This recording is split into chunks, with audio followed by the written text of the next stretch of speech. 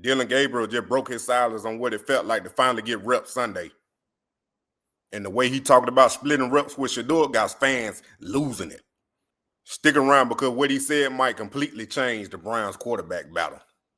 Felt good. I think, for us, it's just continue to get as much reps as you can. Of course, it wasn't, great being in that situation, knowing, what we were doing as a team, but things that we can all learn and grow from. And, I think a great practice of when your name's called to just be ready.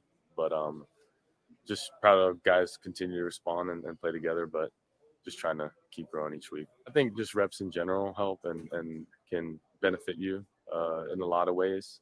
Because when you go out there, it's, of course, you try to emulate and make it as close to a game rep, but quarterbacks don't necessarily get hit in the game, and it's hard to recreate that. But try to do it as best you can, and I think for everyone, once you do get that, name called, you want to be ready and you want to do it at a high level.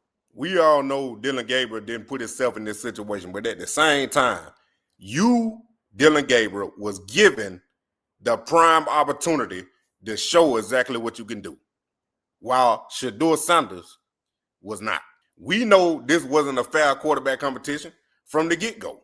The way Shedeur didn't get first-team reps and how they were treating Dillon Gabriel, a third-round pick, as a first-round pick, and treating Shedeur like he was a true fifth-round pick and he wasn't even projected as a first-rounder.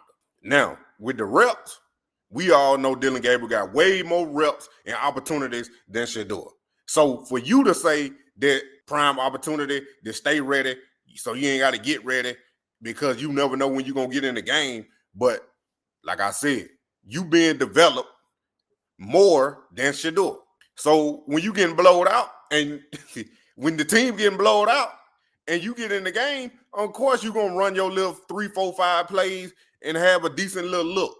But we here to talk about more of the practice reps, what he said on the back end of that when he talking about getting reps in practice. Now, it was reported that Shedeur getting 8 to 10 reps after practice. My concern is, why do we have to wait to after practice for Shedeur to get them 8 to 10 reps? Why Shedeur can't get 8 to 10 reps during practice if you are really trying to develop them, Browns? But we already know what you're trying to do. I done spoke on this multiple times.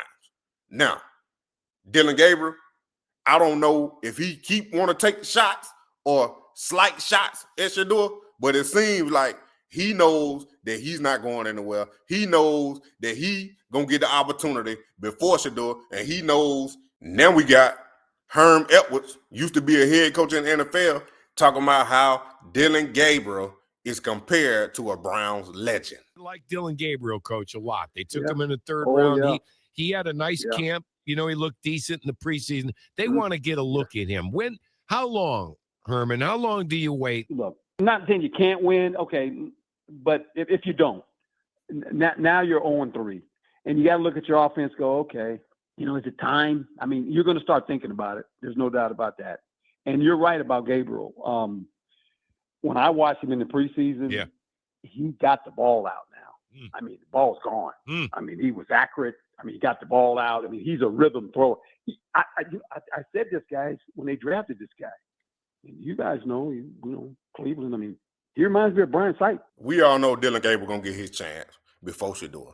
That's just the way they got it set up right now, far as the Browns and the owner.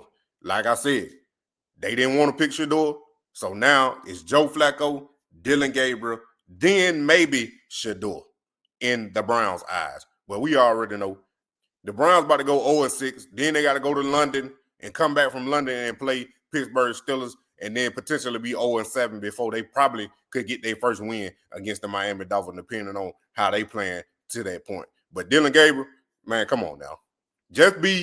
If anybody need to be humble, it need to be Dillon Gabriel. I don't care about no underdog story. I don't care what this narrative is that people want to put out talking about he a supercomputer.